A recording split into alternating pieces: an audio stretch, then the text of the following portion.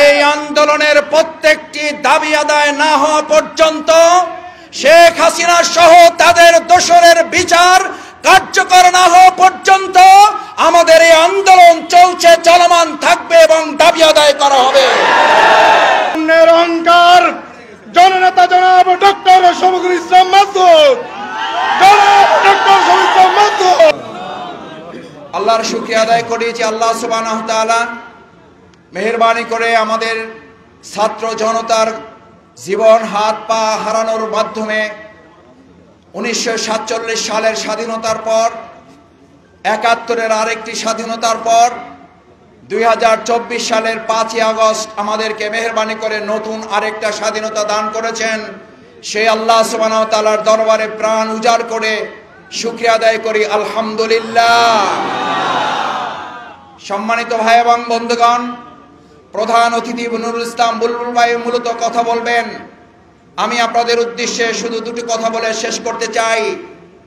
বৈষম্য বিরোধী ছাত্র জনতার এই আন্দোলন ছিল সন্ত্রাসের বিরুদ্ধে আন্দোলন, এই আন্দোলন ছিল দুর্নীতি এবং চাঁদাবাজের বিরুদ্ধে আন্দোলন, এই আন্দোলন ছিল আমাদের অধিকার আদায়ের আন্দোলন, এই আন্দোলন ছিল মিথ্যা মামলা, হামলা, রিমান্ড, নির্যাতন, অবৈধভাবে অন্যায়ভাবে ফাঁসির মঞ্চে আমাদের নেতাদেরকে হত্যা করার বিরুদ্ধে আন্দোলন। এই আন্দোলন ছিল 2006 সালের 28 অক্টোবর সাপের মতো আমাদের ভাইদেরকে পিটিয়ে হত্যাকারীদের বিরুদ্ধে আন্দোলন। এই আন্দোলন ছিল আল্লামা দেলোয়ার হোসেন সাঈদীকে বিনা চিকিৎসায় জেলখানায় রেখে মৃত্যুর মুখে ঠেলে দেওয়ার আন্দোলন। এই আন্দোলনের প্রত্যেকটি দাবি আদায় না হওয়া পর্যন্ত শেখ হাসিনা সহ তাদের দোসরের বিচার কার্যকর না হওয়া পর্যন্ত আমাদের এই আন্দোলন চলছে, চলমান থাকবে এবং দাবি আদায় করা হবে। সম্মানিত পরশুরামবাসী, বাংলাদেশ জামাত ইসলামী আজকেই শুধু এই বন্যায় ক্ষতিগ্রস্তদের মাঝে ত্রাণ উপহার সামগ্রী প্রদান করার জন্য আসে নাই।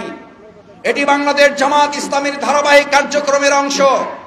এই কার্যক্রমে পরিচালনা করতেন শহীদ মাওলানা মতিউর রহমান নিজামী, এই কার্যক্রমে পরিচালনা করতেন শহীদ আলী হাসান মোহাম্মদ মুজাহিদ, এই কার্যক্রমে পরিচালনা করতেন শহীদ আল্লামা দেলোয়ার হোসেন সাঈদী রাহিমাহুল্লাহ।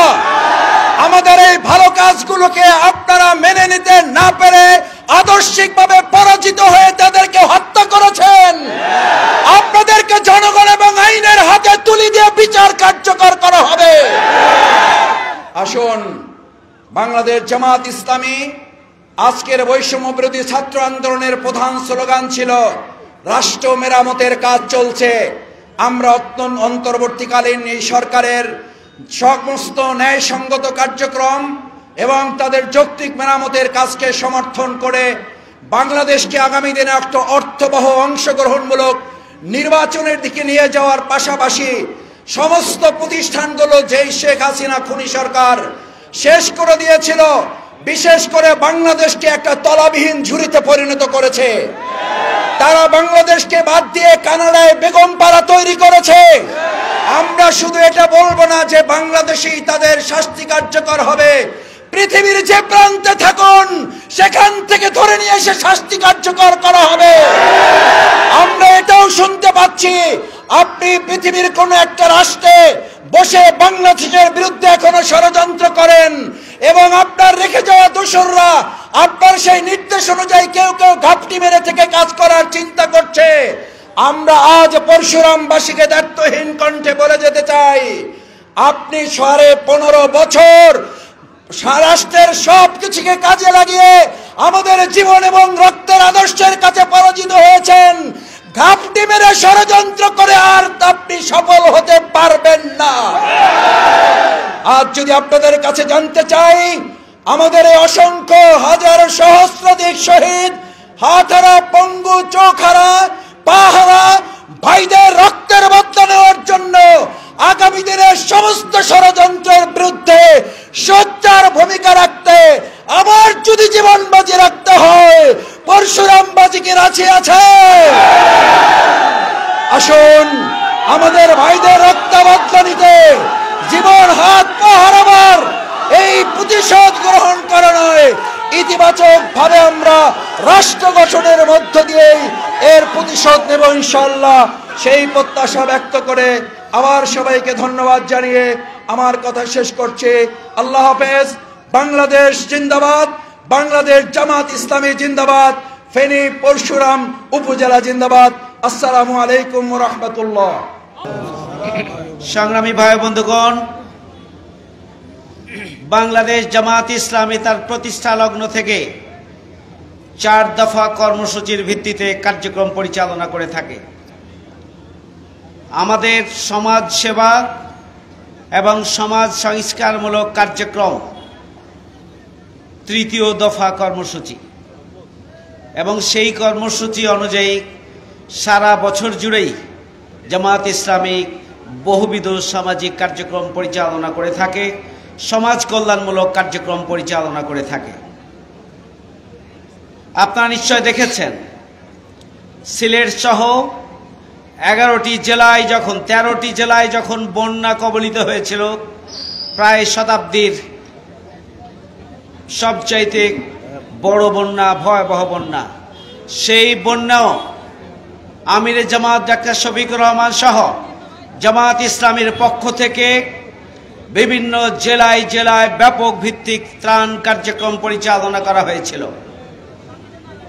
আপনারা জানেন, শুধুমাত্র সিলেট অঞ্চল নয়, আজকের ফেনী, লক্ষ্মীপুর, নোয়াখালী, কুমিল্লা সহ পুরো অঞ্চলে দীর্ঘ বলা যায় প্রায় 50 বছরের মধ্যে ভয়াবহ বন্যা সংঘটিত হয়েছে, এবং তার মধ্যে এই পরশুরামে সবচেয়ে বেশি মানুষ বন্যা কবলিত হয়েছে, ক্ষতিগ্রস্ত হয়েছে। এই বন্যায়ও আমিরে জামাত জাতীয় নেতৃত্বের মধ্যে সবার আগে এখানে এসে উপস্থিত হয়েছেন। জামাত এবং শিবিরের নেতাকর্মীরা স্থানীয়ভাবে বন্যার সূচনা থেকেই ব্যাপক ভিত্তিক সামগ্রিকভাবে দল মত নির্বিশেষে সব মানুষের কাছে সহযোগিতার জন্য উপহার সামগ্রী নিয়ে, যার যা আছে সেই সামর্থ্য নিয়ে মানুষের কাছে ঝাঁপিয়ে পড়েছিল সহযোগিতার জন্য। সংগ্রামী ভাই বন্ধুগণ, আমরা যখন কোনো সামাজিক কাজ করি, আমরা দল মত বিবেচনা করি না। আমরা মানুষের কল্যাণে, মানুষের উন্নয়নে, মানুষের সমস্যা সমাধানে, মানবতার প্রতি লক্ষ্য রেখেই আমরা দল মত জাতি ধর্ম বর্ণ নির্বিশেষে মানুষের কাছে আমাদের সামর্থ্য অনুযায়ী সহযোগিতার হাত বাড়িয়ে দিই। আপনারা নিশ্চয় দেখেছেন, যেখানেই বিপদ এবং মুসিবত সেখানেই জামাত ইসলামী, যেখানেই সংকট সেই সংকট উত্তরণে জামাত ইসলামের নেতাকর্মীরা ছুটে যায়। যেখানেই বন্যা সবার আগে জামাত ইসলামী ছুটে যায়, অগ্নিসংযোগ সবার আগে জামাত ইসলামী ছুটে যায়, রোড অ্যাক্সিডেন্ট সবার আগে জামাত ইসলামী ছুটে যায়, অতিবৃষ্টি অনাবৃষ্টি খরা প্রাকৃতিক দুর্যোগ সব জায়গায় সব সময় সবার জন্যই জামাত ইসলামী বাংলাদেশ ছুটে যায়। আমরা কেন যাই? আমরা আল্লাহর সন্তুষ্টি অর্জনের জন্য যাই। আমরা ছুটে আসি মানুষের মুক্তি এবং কল্যাণের জন্য, মানবতার কল্যাণের জন্য। আমরা ইবাদত হিসাবে, মানবতার কাজের অংশ হিসাবে আমরা মানুষের কাছে ছুটে যাই, আমরা প্রদর্শনীর জন্য যাই না। সংগ্রামী ভাই বন্ধুগণ, বাংলাদেশের রাজনৈতিক দল অনেকগুলো রয়েছে। রাজনৈতিক দল হিসাবে তাদের প্রধানতম কর্মসূচি হওয়া উচিত বিপদে মুসিবতে ভালো মন্দতে মানুষের পাশে ছুটে যাওয়া। মানুষের কল্যাণ তাদের লক্ষ্য হওয়া উচিত, মানুষের সমস্যা সমাধান তাদের অন্যতম কর্মসূচি হওয়া উচিত।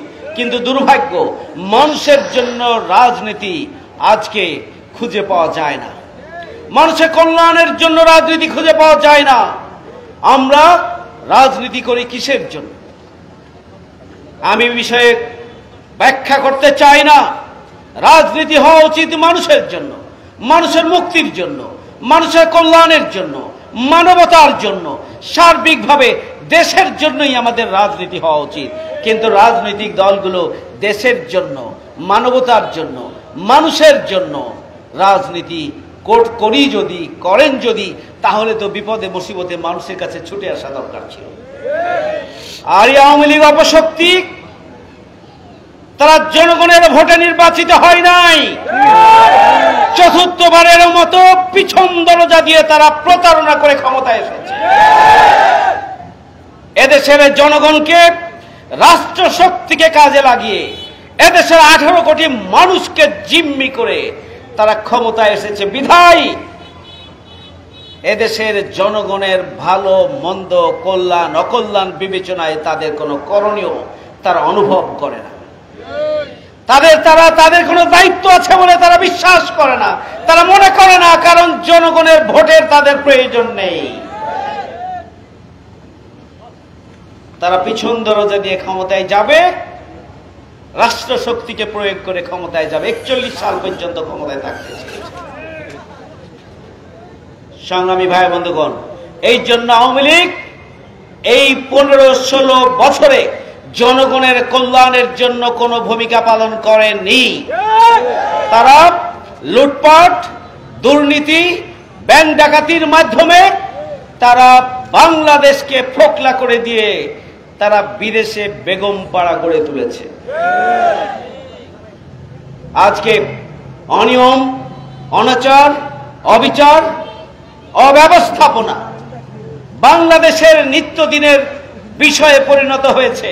আজকে বাংলাদেশ একটা অকার্যকর ব্যর্থ রাষ্ট্রে পরিণত হয়েছিল শেখ হাসিনার এই দুঃশাসনের কবলে পড়ে। এদেশের ছাত্র সমাজ বৈষম্য বিরোধী আন্দোলনের ব্যানারে ছাত্রদের দাবি আদায়ের জন্য, যৌক্তিক দাবি আদায়ের জন্য কোটা সংস্কার আন্দোলন শুরু করেছিল। কিন্তু এই আন্দোলনকে দমানোর জন্য শেখ হাসিনা তার রাষ্ট্রের সর্বোচ্চ শক্তি ব্যয় করেছিল। জুলুম, নির্যাতন, নিষ্পেষণ যত বেড়েছে, পাখির মতো গুলি করে হত্যাকাণ্ড যত বেড়েছে, ততই শিক্ষক, কর্মকর্তা, কর্মচারী, অভিভাবক সহ এদেশের কৃষক, শ্রমিক, পেশাজীবী সহ মেহনতি মানুষ ছাত্রদের আন্দোলনের সাথে সম্পৃক্ত হয়ে ঐতিহাসিক গণ অভ্যুত্থানের ক্ষেত্র তৈরি করেছে এবং 5ই আগস্টের ঐতিহাসিক গণবিপ্লব, গণ অভ্যুত্থান সংগঠিত হয়েছে।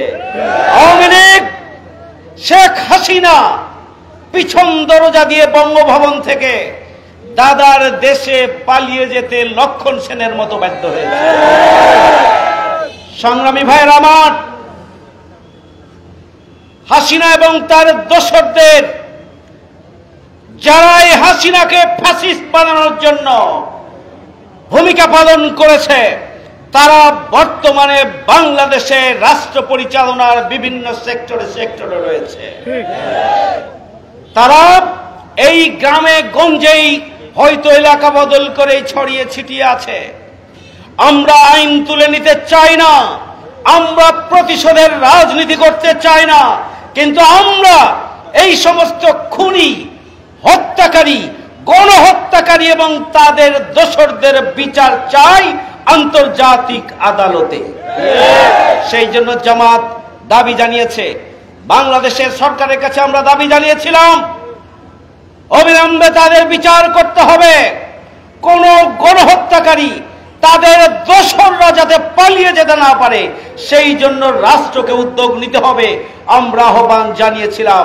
ইতিমধ্যে বর্তমান অন্তর্বর্তীকালীন সরকার ইতিমধ্যে ট্রাইব্যুনাল গঠন করে শেখ হাসিনা, তার দোসর, তার সহযোগী, তার বুদ্ধিদাতা এবং তার চক্রান্তকারী সহ সবার বিচারের জন্য পদক্ষেপ গ্রহণ করেছে। সংগ্রামী ভাইয়ের আমার, আজকে আমরা আপনাদের কাছে এসেছি, আমরা যা নিয়ে এসেছি এটি আপনাদের জন্য। আমরা নিজেরাও আন্তরিকভাবে সন্তুষ্ট নয়। আমরা এসেছি আপনাদেরকে সাহস জোগানোর জন্য, আমরা এসেছি আপনাদের পাশে দাঁড়ানোর জন্য, আমরা এসেছি আবারও আপনারা ঘুরে দাঁড়ান সেই সাহস দেওয়ার জন্য। আমরা এসেছি বন্যা পরিস্থিতি উত্তরণের মাঝে আপনারা যেন নিজেদেরকে হারিয়ে না ফেলেন। আমরা দোয়া করি আল্লাহ রাব্বুল আলামিন এই পরিস্থিতি উত্তরণে আপনাদের যেন সহযোগিতা করেন। আল্লাহ রাব্বুল আলামিন যেন রহমত এবং বরকত দিয়ে আপনাদের এই পরিস্থিতি উত্তরণের ব্যবস্থা করেন। আমরা যা নিয়ে এসেছি উপহার হিসাবে এটি কিছুই হবে না, কিন্তু আপনাদের ভাই হিসাবে আপনাদের পাশে আমরা আছি, সেই সাহস যোগানোর জন্য এসেছি। আমরা এসেছি এই নতুন বাংলাদেশ নিয়ে ষড়যন্ত্র হচ্ছে, সেই ষড়যন্ত্রকে রুখে দাঁড়ানোর জন্য আমাদেরকে জাগ্রত থাকতে হবে, সেই মেসেজ দেওয়ার জন্য আমরা এসেছি। আমরা এসেছি এই অর্জনকে প্রশ্নবিদ্ধ করার জন্য। লুটপাট এবং ভাঙচুর ও চাঁদাবাজিতে যারা লিপ্ত হয়েছে তাদের হাত থেকে জনগণকে সুরক্ষার জন্য, প্রতিরোধ গড়ে তোলার আহ্বান জানানোর জন্য আপনাদের পাশে এসেছি। সংগ্রামী ভাই ও বন্ধুগণ, আসুন আমরা আপনাদের পরশুরাম সহ এই এলাকায় আমাদের প্রিয় ভাই অ্যাডভোকেট কামাল হোসেন কামাল উদ্দিন অব্যাহতভাবে প্রথম দিন থেকেই ভূমিকা পালন করছেন। আমাদের আমিরে জামাত এই অঞ্চলে এসেছেন, আমাদের কেন্দ্রীয় নেতৃবৃন্দ বন্যপীড়িত এই অঞ্চলে এসেছেন। জেলা জামাত এবং উপজেলা জামাত নিরলসভাবে প্রতিদিনই ব্যাপক ভিত্তিক কার্যক্রম পরিচালনা করছেন। আমরা ইসলামী ছাত্র শিবির প্রথম দিন থেকেই ব্যাপক ভিত্তিক কার্যক্রম পরিচালনা করে আসছে। আমরা চাই আগামী দিনে আবারও আপনারা ঘুরে দাঁড়ান, আগামী দিনে আবারও মাথা উঁচু করে দাঁড়ান। আগামী দিনে আল্লাহ রাব্বুল আলামিন আপনাদের ক্ষতি পুষে ওঠার মাধ্যমে স্বাভাবিকভাবে জীবন যাপনের একটি সুযোগ আল্লাহ রাব্বুল আলামিন আপনাদেরকে করে দিন। সেই ব্যাপারে আপনাদের জন্য দোয়া করতে, আর মজলুম মানুষের দোয়ায় আল্লাহ রাব্বুল আলামিন কবুল করেন। আপনারা ক্ষতিগ্রস্ত বিপর্যস্ত, আপনাদের দোয়াও কবুল হবে। এই জন্য আপনারা জামাত ইসলামীর জন্য দোয়া করবেন। ঢাকা মহানগরীর যে টিম আমরা এসেছি, আপনাদের কাছ থেকে আমরাও দোয়া চাই। সম্মানিত ভাইয়ের আমার, এই 3টি উপজেলা, 2টি পৌরসভা পরশুরাম সহ মহুরী নদীর বেড়িবাঁধটাকে অবিলম্বে সংস্কার করতে হবে, সেই দাবি আমরা জানাচ্ছি।